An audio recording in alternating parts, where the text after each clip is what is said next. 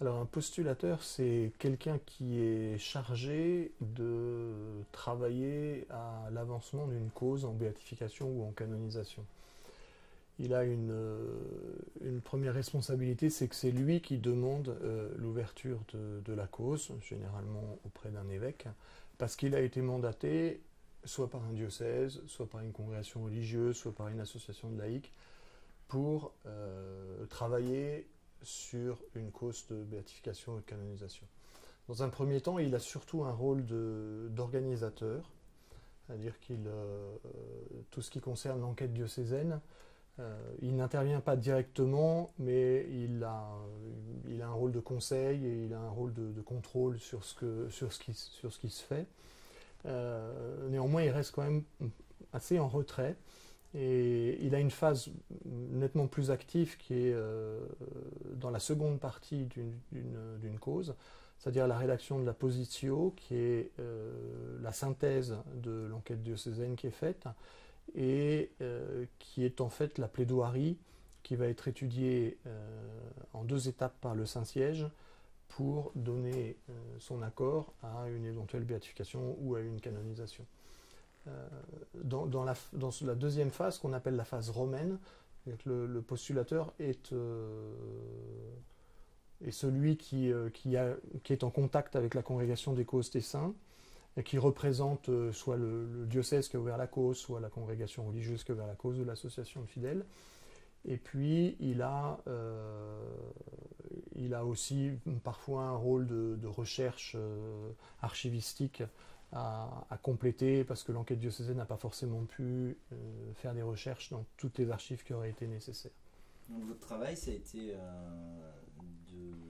de résumer tout ce qui avait été fait par l'enquête diocésaine, par les tomes qu'on voit derrière vous, en 1000 pages, quoi, c'est ça? Alors c'est pas une compression, il ne s'agit pas juste de faire un résumé. Dans une cause de béatification, on a des choses bien précises à prouver. Un postulateur, il doit travailler dans la recherche de la vérité. C'est le principe de base. Il n'est pas là pour dire n'importe quoi et pour inventer des choses. Il est là pour travailler sur des documents, il est là pour travailler sur des témoignages, et ensuite pour essayer de démontrer la vérité de fait. Donc à partir de la documentation qui est récoltée durant l'enquête diocésaine, le postulateur, il doit organiser son travail à partir d'un certain nombre de chapitres qu'il doit rédiger pour la position. C'est un travail extrêmement normé, c'est-à-dire qu'on ne vous demande pas d'écrire un prix Goncourt, c'est un document juridique. Donc vous avez certaines choses à prouver. Dans la position pour les 19 martyrs d'Algérie, il y a toute une partie de présentation de chacune de ces personnes, donc un travail de recherche biographique qui est à faire, présentation de leurs écrits. Il a fallu aussi faire un travail historique de mise en situation de ce qu'était l'Algérie dans les années 90, ce qui n'était pas la chose la plus facile parce que c'est une histoire extrêmement récente et c'est une histoire sur laquelle personne n'a encore écrit, ou personne d'autorisé n'a encore écrit. Donc il y a parfois un peu de nébulosité pour savoir exactement qui est qui dans ce que composait l'Algérie des années 90. Et puis, là nous sommes dans le cadre d'une béatification pour des martyrs. Donc il y a 4 points essentiels à prouver pour qu'on puisse reconnaître des gens martyrs.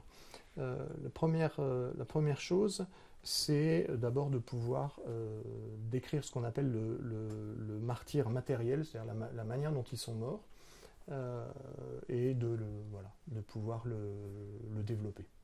C'est assez basique. La deuxième partie, c'est de démontrer que ces personnes étaient prêtes à faire le don de leur vie et qu'elles étaient prêtes à vivre leur foi au Christ et en l'Évangile jusqu'à donner leur vie par mort violente. La troisième partie, c'est de démontrer pourquoi les assassins ont agi.